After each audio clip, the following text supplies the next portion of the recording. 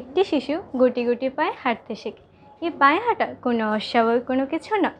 পায়ে হাঁটার ক্ষমতা শিশুর মধ্যে আগে থেকেই ছিল। সামান্য একটু অভ্যাস করলে সে সুন্দরভাবে হাঁটতে পারে। ঠিক তেমনি ভগবানের প্রতি ভক্তিযোগ হচ্ছে প্রতিটি জীবের জন্য স্বাভাবিক প্রবৃত্তি। সুপ্রিয় দর্শকবৃন্দ ও ভক্তগণ, সবাইকে আমার প্রণাম জানিয়ে আমি আমার বক্তৃতা শুরু করছি। আমার বক্তৃতার বিষয় হচ্ছে কেন ভক্তিযোগ অনুসরণ করব। ভক্তি শব্দটি অর্থ কী? শ্রীল প্রভুপাদ বলেছেন, ডিভিশন মিন্স সার্ভিস। নারদ ভক্তি সূত্রে ছিল নারদমুনি ভক্তির সঙ্গে এভাবে দিয়েছেন, আমরা যে সমস্ত কার্যক্রম করি সেগুলো ভগবানকে অর্পণ করা এবং ভগবানকে ভুলে গেলে চরম দুঃখ অনুভব করে হচ্ছে ভক্তি। গর্গমুনি বলেন, ভগবানের মুখনিসৃত বাণীর প্রতি অনুরাগে হচ্ছে ভক্তি। ভক্তিযোগ শব্দটির অর্থ হচ্ছে ভগবান শ্রীকৃষ্ণের সঙ্গে যুক্ত হওয়া। গীতায় 4টি যুগের কথা বলা হয়েছে, যথা কর্মযুগ, জ্ঞানযুগ, ধ্যানযুগ ও ভক্তিযুগ। কর্মযুগ, জ্ঞানযুগ ও ধ্যানযুগের দ্বারা ভগবানকে জানা যায়, কিন্তু তা আংশিকভাবে। তবে ভক্তিযুগের দ্বারা ভগবানকে পূর্ণরূপে জানা যায়। গীতার 12 অধ্যায় 20 নং শ্লোকে অর্জুন ভগবানকে কী প্রশ্ন করেছিলেন? অর্জুন ভগবানকে প্রশ্ন করেছিলেন যে, যারা অন্যান্য পন্থা অনুশীলন করেন এবং যারা ভক্তিযোগের পন্থা অনুশীলন করেন তাদের মধ্যে কে শ্রেষ্ঠ? তার উত্তরে ভগবান এত স্পষ্টভাবে বর্ণনা করলেন যে, যার ফলে আর কোনো সন্দেহই থাকে না যে ভক্তিযুগে ভগবানের সেবা করাটাই পারমার্থিক উপলব্ধির সর্বশ্রেষ্ঠ পন্থা।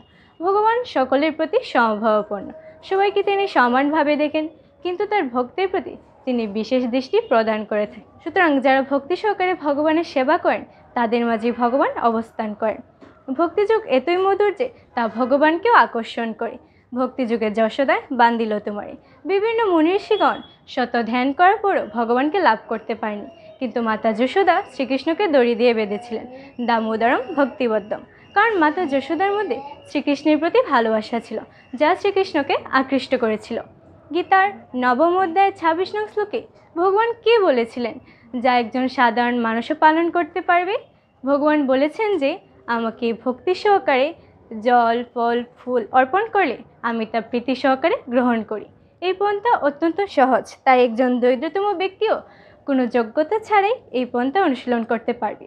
এতে কার কী পদমর্যাদা তাতে কিছু আসে যায় না, শুধুমাত্র একটি যোগ্যতাই প্রয়োজন, সেটি হচ্ছে ভগবানের শুদ্ধ ভক্ত হওয়া। ভক্তিযোগ এতই অপরিহার্য বিষয় যে শ্রীল প্রভুপাদ বলেছেন, কৃষ্ণ কেবল প্রেম ভক্তি চান, অন্য কিছু নয়। ভগবান কাদের কাছ থেকে কোনো নৈবেদ্য গ্রহণ করে না। ভগবান অভক্তের কাছ থেকে কোনো নৈবেদ্য গ্রহণ করে না, কারণ তিনি স্বয়ংসম্পূর্ণ। তাও প্রীতি ও ভালোবাসার বিনিময়ে তিনি তার ভক্তের নৈবেদ্য গ্রহণ করে থাকেন।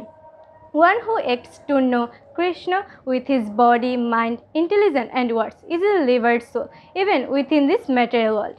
আমরা ভগবানের সেবা করার জন্য যে ইন্দ্রিয়গুলি ব্যবহার করি, সেই ইন্দ্রিয়গুলোকে নির্মল করার কি কোনো পন্থা আছে? হ্যাঁ, আছে। সেটি হচ্ছে ভক্তিযোগ। ভক্তিযোগের মাধ্যমে আমাদের ইন্দ্রিয়গুলি নির্মল হয়। নির্মল ইন্দ্রিয়গুলির মাধ্যমে আমরা সরাসরি ভগবানের সংস্পর্শে আসতে পারি। কিন্তু ইন্দ্রিয়গুলোকে পারমার্থিক জীবনে কাজে না লাগিয়ে জড়জাগতিক জীবনে কাজে লাগাচ্ছি। যেমন আমি কোনো না কোনো মালিকের চাকরি করি, কিন্তু এই কাজ করা কোনো ভালোবাসা নয়। আমি কেবলমাত্র কিছু টাকা পাওয়ার জন্য সেই কাজ করি, আর তাছাড়া সেই মালিকও আমাকে ভালোবাসে না, আমার কাছ থেকে কাজ আদায় করে আমাকে পারিশ্রমিক দেয়। এখানে ভালোবাসার কোনো প্রশ্নই ওঠে না। তবে আমরা যদি নির্মল ইন্দ্রিয়গুলোকে পারমার্থিক জীবনে কাজে লাগাই, তবে আমরা প্রেম ভক্তি স্তর লাভ করতে পারবো। ভক্তিযোগ অনুশীলনের ক্ষেত্রে আমাদের প্রথমে কি করতে হবে? গীতার তাৎপর্যে শ্রীল প্রভুপাদ অত্যন্ত সুন্দর করে সেটি বর্ণনা করেছেন। তিনি বলেছেন, ভক্তিযোগ অনুসরণের ক্ষেত্রে প্রথমে আমাদের দক্ষ সদ্গুরুর তত্ত্বাবধানে কতগুলি বিধিনিয়ম পালন করতে হবে। যেমন খুব সকালে ঘুম থেকে ওঠা, স্নান করে মন্দিরে গিয়ে আরতি করা, হরে কৃষ্ণ মহামন্ত্র কীর্তন করা, ভগবানের প্রসাদ গ্রহণ করা ইত্যাদি। আর সবচেয়ে গুরুত্বপূর্ণ পন্থা হচ্ছে নিরন্তর শুদ্ধ ভক্তের কাছ থেকে ভগবদ্গীতা শ্রবণ করা। এই পন্থাগুলো অনুশীলনের মাধ্যমে আমরা শুদ্ধভাবে ভক্তিযোগ অনুসরণ করতে পারবো। গীতায় কাদের ভাগ্যবান বলা হয়েছে?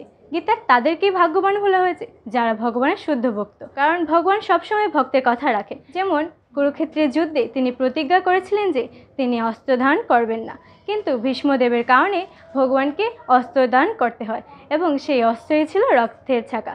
ভক্তিযুগে ভীষ্মতম জিনিল সমরে।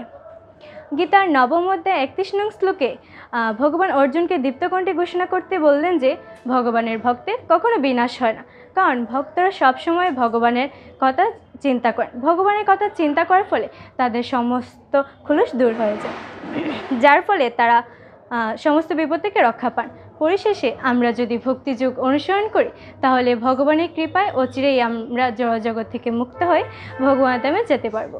সবাইকে ধন্যবাদ জানিয়ে আমি আমার বক্তৃতা শেষ করছি। আমি ভাগ্যহীন, অতি অর্বাচীন, না জানিব কতিলেশ, নিজ গুণে নাথ করো আত্মসাৎ, গুছায় বলব। হরে কৃষ্ণ।